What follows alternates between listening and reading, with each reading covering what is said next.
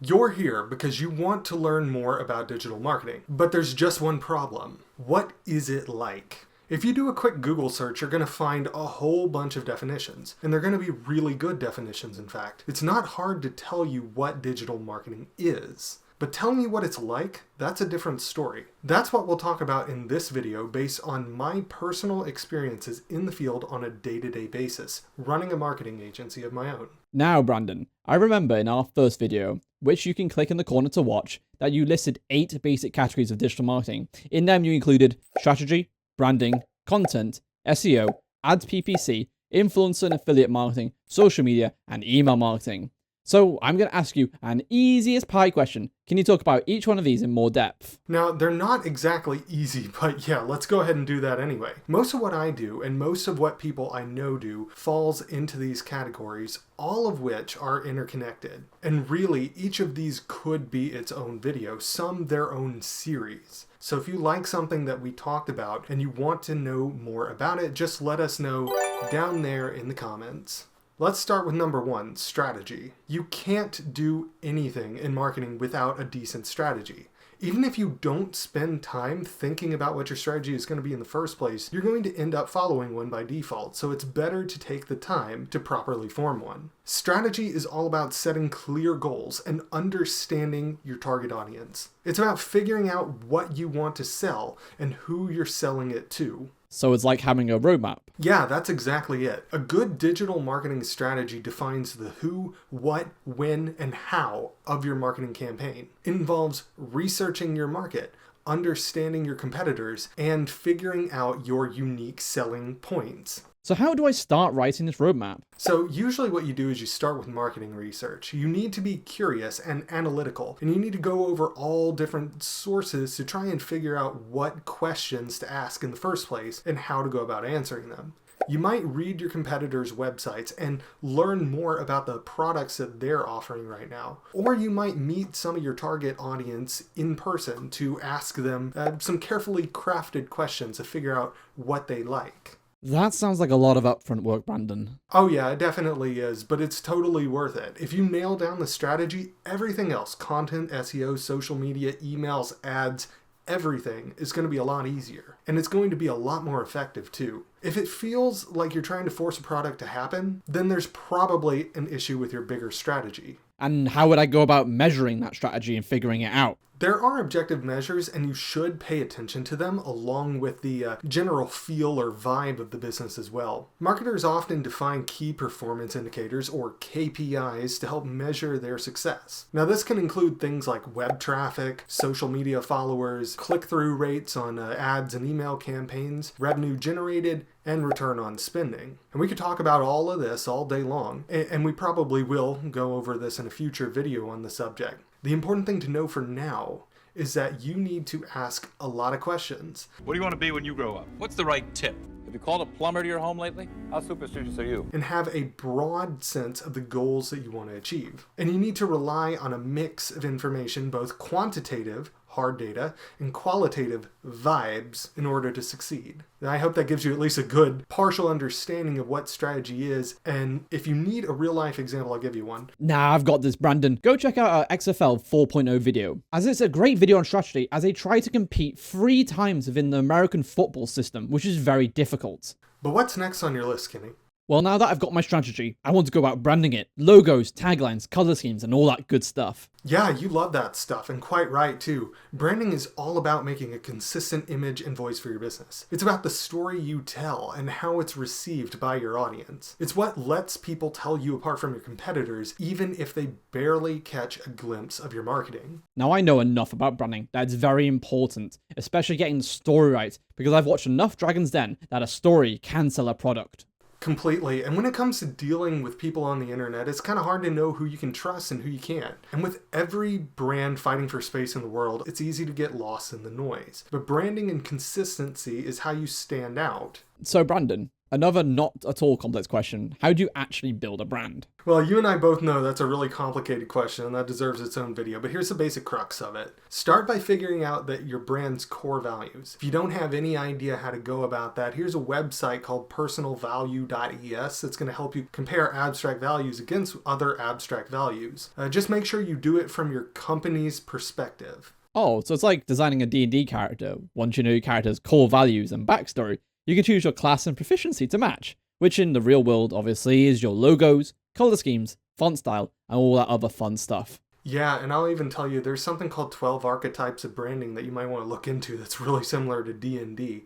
And if you want to actually act on this, Canva's a good tool for beginners and really for busy professionals as well. It's easy to brand stuff that way. Yeah, it's really useful. You taught me how to use it for our brand guidelines for our content. And if you're interested in learning more about personal branding, we'll be making a new video on that later this week. So why don't we move on to content, Brandon? Yeah, let's get into content. So content is everything you choose to make. It basically means sharing valuable information that engages your audience. Hopefully, we're doing exactly that. Now, I'm going to age myself massively here. Do you remember that Will It Blend guy, Brandon? Oh, absolutely. Wasn't that back in '06 or something? That was definitely great content marketing. If you're selling a blender, why not just throw random stuff in it and just see if it blends? It just works. It's understanding your audience. He knows people would watch it, so it's valuable content, and it's going to make some sales too. Yes, that's exactly right. Good content is all about understanding your audience's needs and providing it.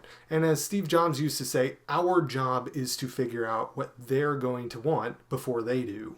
That's really clever. Now, let's say you don't have a blender to chuck things in and have a good time. What else can you do? Yeah, I mean, the bulk of this is going to come down to trial and error and a lot of market research. You'll need to figure out the type of content that your audience is likely to consume and then make the best version of that. Yeah, and you'll refine this over time. So why can't you just post what you think is right and go off feelings and the vibes? Screw the KPI, right? Yeah, I mean, you could do what you want and hope that it works out for the best, but if you put time and effort into it, it can be rewarding tremendously with ROI if you do it right. But that's the trick. Optimization and testing is key. Now, I'd wager that about 60% of what I do with my time is some form of content marketing, simply because once you put in the effort to make it, you can use it in 1,000 different ways. No matter what you do, some of the basics remain the same though. Make a content calendar, decide what to create, and figure out how to distribute it. And if you have to make a choice between the two, pick quality over quantity. It's better to have a little bit of great content over a lot of mediocre content that will get buried. I get that. One viral reel is better than 100 mediocre ones. Now, other than seeing the view counts, what are some other statistics I can use to measure them? So a lot of it goes back to revenue generated and the general brand impressions that you get, but you can also track engagement. Are people commenting and sharing? Are they coming back for more? Are you getting good time on site? Or are you getting good watch time on videos? These are the sort of things that you'll want to pay attention to. So I'm hearing it's good vibes and hard data. That's a pretty fair callback. Yeah, exactly. Thank you. Now let's talk about search engine optimization, or SEO for short, because that goes hand in hand with good content. So Kenny, what do you know about SEO so far? I mean, I watched our last video. It's just pretty much getting things to rank well on Google, right? Using the right search terms, making the right kind of content to rank, and stuff like that. Yeah, that's exactly it. SEO is bigger than just Google, since it also includes other search engines and arguably social media and sites like YouTube as well. But what you just said gets right to the heart of it, really. I think I know a bit more about this because you had me do a project on it. Like, we mapped out everything we wanted to talk about for this course based on search volumes and the amount of videos we'd have to compete with. And that's exactly right. We're making videos that are for often asked about questions with relatively few competing videos. So in like plain English, we're making content that answers questions that are not being answered enough so that we have a better chance of showing up high in the rankings. Now, the same basic dynamic works on Google for web pages, social media, and so on. So it's like all keywords, content strategy, and stuff like that. Not exactly. There's also some technical stuff going on too. For example, SEO optimization on websites involves improving the structure of the code and the performance, and that often means making improvements to loading times and mobile responsiveness and a whole bunch of other technical factors. You also want to get other people to link to you, which comes down to finding ways to be social and collaborative. Yeah, that's perfectly fine, but my god, this is complicated, isn't it? So I guess that's why people hire specifically people to do the SEO.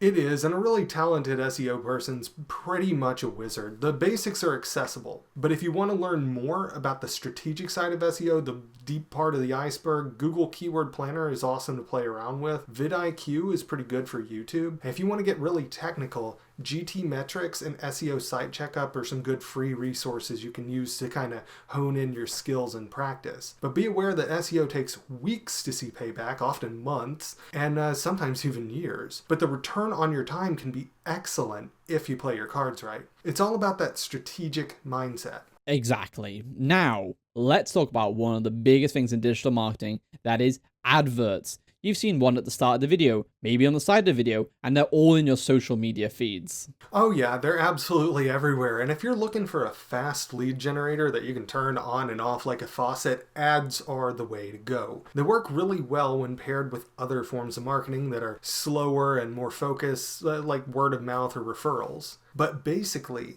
the ads you're listed on, those are classified as PPC or pay-per-click advertising. For those, you create ads and you bid to have them shown. For systems that are more like Google, when people will type in a certain keyword, your ad's going to show up sometimes. But for systems like Facebook, it's more based on general interests, although it's not exactly a strict division. Alright, I think I get it, but let's round it up. How do I make a good PPC campaign? Well, it's a lot of the same marketing basics. You first understand your audience, you think about what they're looking for, then you create some good copywriting and a landing page that delivers on your ad's promise. You target the right keywords or the right interests that line up well with the audience you're going for. And also, you just keep testing and tweaking for better performance over time. You're not going to nail it on that first one. Exactly. It's trial and error and lots of experimentation, like a mad scientist. But what about the money aspect, Brandon? Well, the beauty of PPC is that you can control your budget. I advise you to start small, see what works, and adjust your spend accordingly. Remember, it's not just about clicks. What you want to do is get the right clicks that actually turn into sales. That's called your click-through rate, getting the clicks that is, and that's a whole massive topic in and of itself, so let us know if you want to know more about that down below.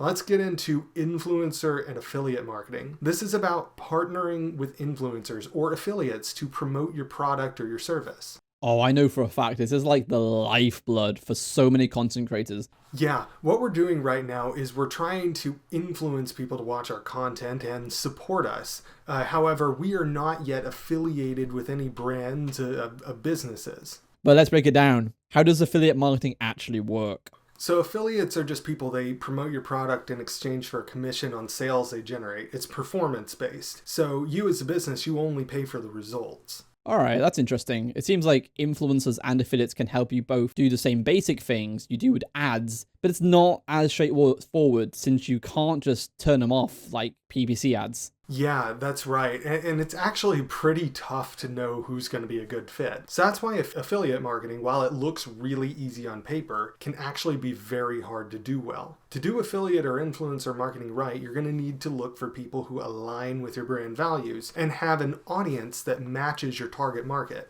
So it's not just about follower count. You don't want to look at that necessarily. You want engagement and credibility. And for this, there's no substitute for like watching their content and engaging with their community and learning who they really are. And that also helps build this kind of genuine relationship and give them the resources that they need to succeed.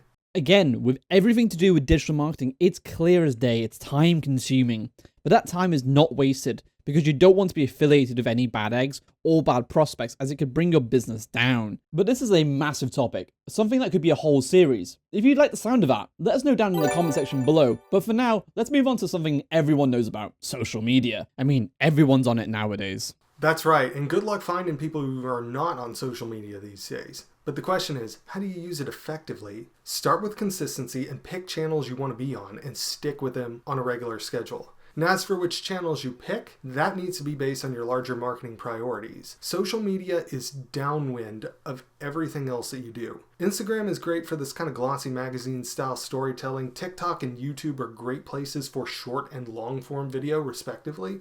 Hey, you got it wrong there, Brandon. Instagram's for the memes, or maybe that's just my reels thinking about it. But still, those memes have a sense of community because Everyone is making transformative content using the sounds, meme green screens, or the hottest trends. Now, the endless scroll of stuff like memes, that's definitely a reason to be consistent, but you have to understand, you can't always just broadcast all day long for businesses. Yeah, you got a good point there. But what happens if I don't have the time and just want to have like a bare minimum presence?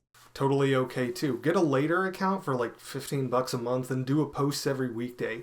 Completely acceptable option if you're running a brand and social media is not a big part of your sales funnel for you. So the last thing on our list is email marketing, which you called an ST and you shouldn't sleep on. So apparently this is still a thing, Brandon. Yeah, I'm going to pretend you didn't just run down email marketing because yes, this is still very much a thing. It's got one of the best returns on investment of all the forms of marketing, which sounds nuts, but depending on where you find your stats, it can make anywhere from about 36 to about 44 for a dollar you spend on it.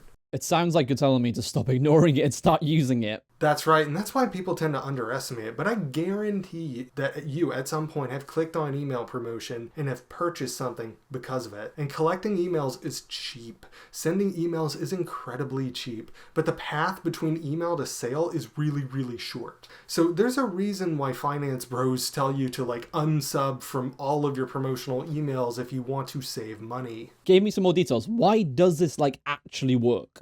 Okay, so the key is personalization. It's about segmenting your audience and tailoring your messages to meet their specific needs and their interests. So software like MailChimp and Klaviyo and ConvertKit will make all of this quite a bit easier. Brandon said a lot of words there, and it sounded like automation and marketing websites. If you want to know more about those tools, let us know down in the comment section below. But Brandon, my next question is, how do I get those emails? Okay, so you want to start by offering something valuable in exchange for their email address, like a free ebook or a discount or some exclusive content. And you got to make sure that every email is worth opening because that will make sure that people keep opening and clicking. Oh, so it's like clickbait. Is that how you get them to open up the emails? Yeah, you've got to focus on crafting these really compelling subject lines, but backing them up with quality content. You don't want to spam people, you don't want to do any garbage like that, and you want to make sure that people have an easy way to unsubscribe. Keep an eye on those open and click rates, and that way you can gauge the effectiveness of your campaigns. And every once in a while, it's a good idea to kind of go through your list and clean it up and remove people who have never opened the emails. There's no reason to keep bothering them if they don't open the emails. As Brandon and I have spoken about, there are a ton of different ways you can do digital marketing, but some things never change, just like emails. But you need to think about your audience, what they want, and the best way to reach them. Nail down your strategy and your branding first, then you can start focusing on reaching people through content, search engines, social media, ads, and emails. Now, as you're likely aware, we have further content on this subject in our Mastering Digital Marketing playlist, which you can find in our top right-hand corner. Yeah, and if there's anything that we've missed that you want us to cover or expand upon more in a future video, just let us know down there in the comments below. We're going to read every single one of them. And once again, thank you for watching. I really hope you're enjoying our digital marketing series so far. Next week, we're going to be talking about personal branding. So to make sure you don't miss anything, smash your brain against that subscribe button and tickle that bell so you'll see when our next video goes live. And hopefully, from Brandon and I, we'll see you next week.